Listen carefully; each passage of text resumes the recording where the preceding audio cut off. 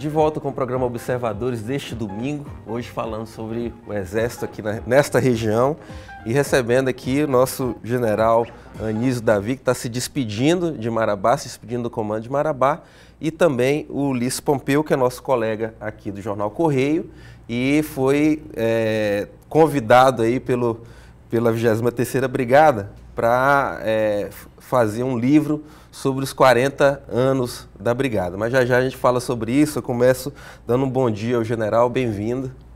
Bom dia, Patrick. Para a gente realmente é um prazer poder participar aqui do programa Observadores e dizer que estamos partindo já com o coração cheio de saudade aqui de Marabá e dos arredores que tratou a gente tão bem, nos acolheu tão bem aqui nessa cidade tão gostosa de se viver. Obrigado. E o Ulisses também, que embora a ideia inicial fosse sempre estar conosco aqui no Observadores, hoje está estreando aqui conosco. Bom dia, Ulisses. Bom dia, fico feliz sim de estrear aqui com você, Patrick, e também estrear com a participação do general Davi, né, uma figura que, embora tenha passado pouco tempo entre nós, cativou a comunidade marabaense de uma forma geral, muito simpático e... Então é uma satisfação estar aqui nesta manhã de domingo. Você fizeste uma observação muito importante. A gente tem percebido nos últimos generais que passaram pelo comando aqui um estreitamento ainda maior da relação com a comunidade. É óbvio que isso é uma estratégia do Exército também, de tornar o Exército mais próximo da comunidade, e isso é sabido, é notório. Mas a gente percebe na sua figura, general, também extrapola a isso, teve um relacionamento realmente muito próximo das autoridades civis, da comunidade em geral, com escolas, instituições, o que eu percebo que aumentou, ampliou muito mais esse leque de participação do Exército em várias ações junto à comunidade. Como é que foi essa sua experiência desses 2 anos aqui em Marabá? Na verdade, o nosso trabalho foi de continuidade, né? Isso é uma preocupação, porque o Exército ele é o reflexo da nossa sociedade. E hoje eu acredito que o Exército acaba se tornando um pouco mais conhecido, muito mais em função do próprio trabalho da imprensa, da divulgação, de que o trabalho do Exército. O Exército, ao longo do tempo, o Exército de hoje é o Exército de sempre. Ele sempre esteve junto, participando em calamidades, apoiando a população, mas hoje eu acredito que a visibilidade se dá justamente pela capacidade maior de comunicação, de como a sociedade consegue enxergar imediatamente todas as ações. E isso a gente agradece muito a participação da imprensa em levar e mostrar o trabalho para a população, do trabalho do Exército dessa população. Certo. Como é que foi essa ideia aí da gente resgatar um pouquinho dessa história, desses 40 anos, no livro e esse convite à agência do Ulisses, que é a Banzeiro, para estar à frente dessa empreitada? Nós tivemos a sorte de estar comemorando os 40 anos, né, de criação da Brigada. E nós já havíamos observado alguns trabalhos realizados pelo Ulisses e tínhamos gostado, apreciado a qualidade, como tinha sido essa confecção, a gente acreditava que seria um trabalho de altíssimo padrão. E surgiu a ideia de convidá-los para nos ajudar nessa empreitada. Na verdade, ele capitaneou essa ação e hoje a gente está apresentando um produto aí de altíssima qualidade. Estamos extremamente contentes com o produto apresentado e vai levar ainda mais para a população um pouco do trabalho, um pouco da história da própria região e levando também a mensagem do Exército Brasileiro aqui atuando na região amazônica. Como é que foi, Ulisses, o trabalho de pesquisa aí? 40 anos para colocar em poucas páginas, com certeza não é fácil você decidir entre o que nós que somos editores sabemos bem, né? Não é muito simples essa tarefa de decidir o que é mais importante ou menos importante, que foco seria dado a esse trabalho. Como é que foi essa decisão? Realmente não foi uma coisa muito fácil, porque o Exército tem um acervo aí que dá para a gente produzir uns 4 livros desses aí, né?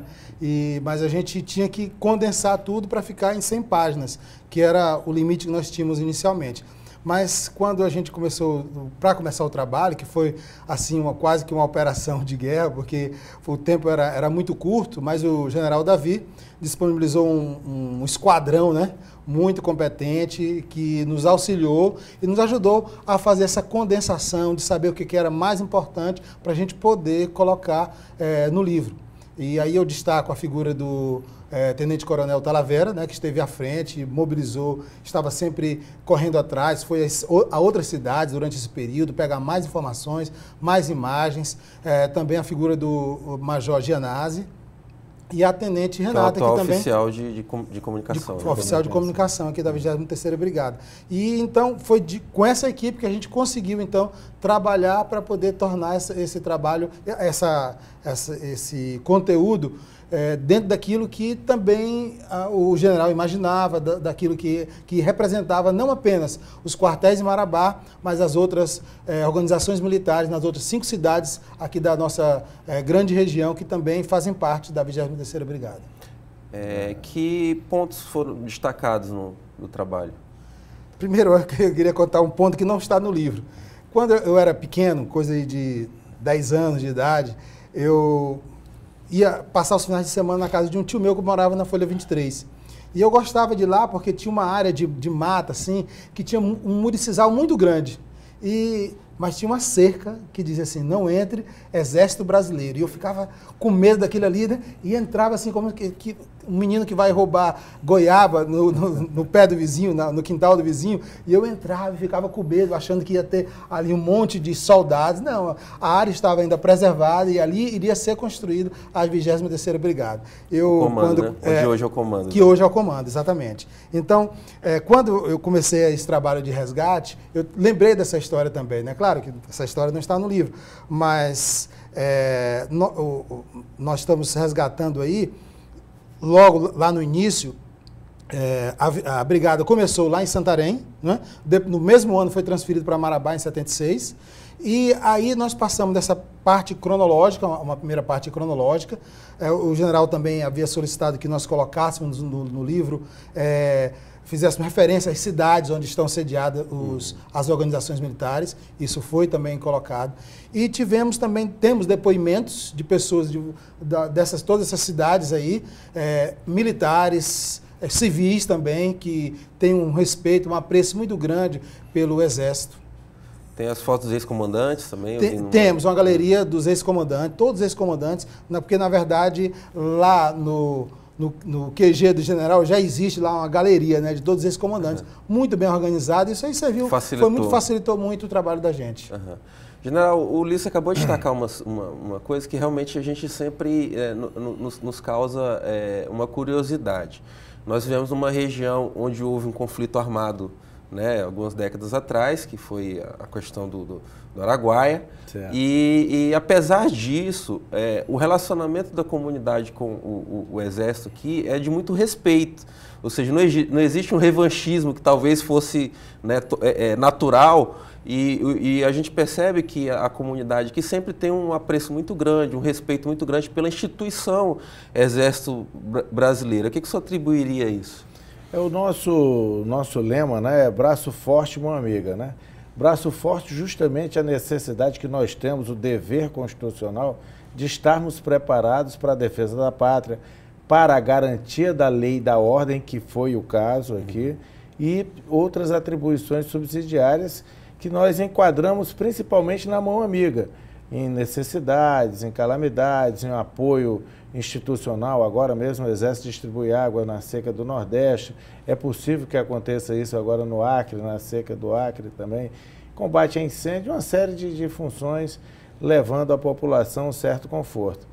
Eu acredito que a ação do Exército, ela se identifica muito com a característica do brasileiro, dessa tolerância, da capacidade de cumprir a sua missão sem procurar denigrir ninguém, sem procurar ferir ninguém. A gente procura cumprir a missão tão bem.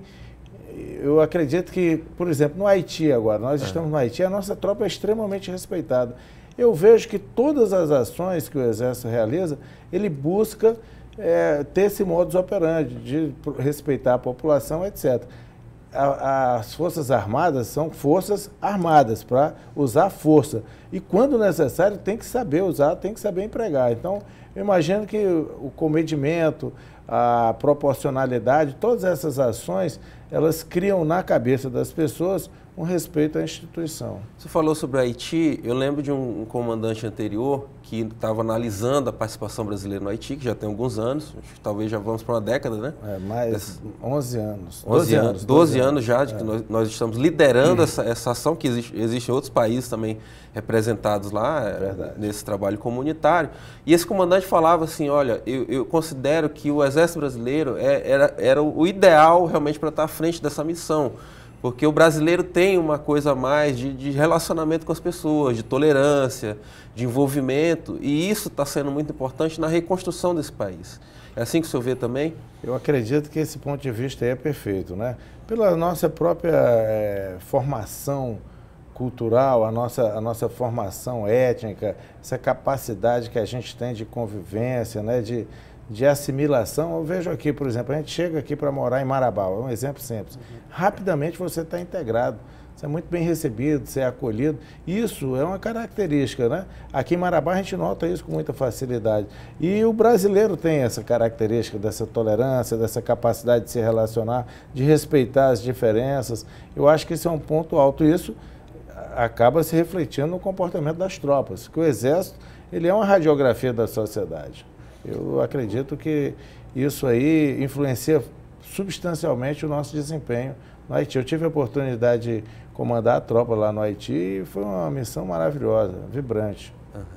Ulisses, tem um outro fator também aqui desse envolvimento da sociedade com o Exército, que é o fato de que o Exército é um grande empregador aqui na região. A gente acompanha isso há muitos anos no nosso trabalho de cobertura com o jornal, né? Então, sim, quando chega esse período dos 18 anos, para o jovem, em geral, daqui de Marabá, é uma oportunidade de emprego levada muito a sério e valorizada, né?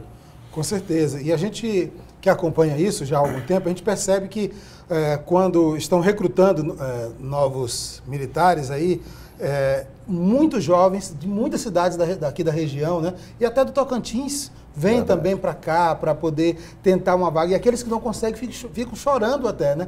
Porque querem, na verdade, estar nas fileiras do Exército. Eu não tive esse privilégio, né, de servir ao Exército. Eu estava estudando no internato, numa região em que não havia como a gente servir naquele período, mas eu vi meus colegas todos que serviram e a felicidade que eles tinham. E não apenas aquele período de servir, aquilo ali serve de formação para a vida inteira. Então, acredita que muito do que eles aprenderam no Exército continuou sendo empregado na vida deles civil, na vida civil, sim, na vida adulta civil deles. Sim, é verdade. E aí eles recebem, temos essa massa salarial alta, né? Porque são, acho que cerca de 2.000 militares só em Marabá. Em torno de 9.800.000 colocado mensalmente. Exatamente. A segunda folha salarial de Marabá, só fica atrás da prefeitura, né? Tem a prefeitura, as três maiores são prefeitura, o Exército e depois a Sinobras também, né? Então, uma massa salarial muito grande e essas pessoas consomem aqui, vivem aqui, né? Estão integradas entre nós e, com certeza, mesmo nesse período de crise, isso nos ajuda muito. O Ulisses falou agora sobre o serviço militar. Esse próximo ano nós teremos uma novidade aqui muito interessante em Marabá, que vai funcionar o NPOR, o Núcleo de Preparação de Oficiais da Reserva. Então, sim, além do serviço normal como soldado, nós teremos recrutamento para a formação de oficiais temporários. E vai funcionar no 52 bis e no 23 Belog. Então, nós convocaremos aí provavelmente 40 jovens cursando faculdade, para fazer o seu serviço inicial e, se tiver aptidão e interesse, continua servindo mais 8 anos no Exército, já no posto de tenente. Olha, maravilha. Isso é uma novidade, né? Isso foi agora. Novidade, eu lembro que a gente anunciou isso aí. Ulisses, antes de terminar esse bloco, vamos mostrar a capa do livro? Ficou bonito, hein? Olha aí.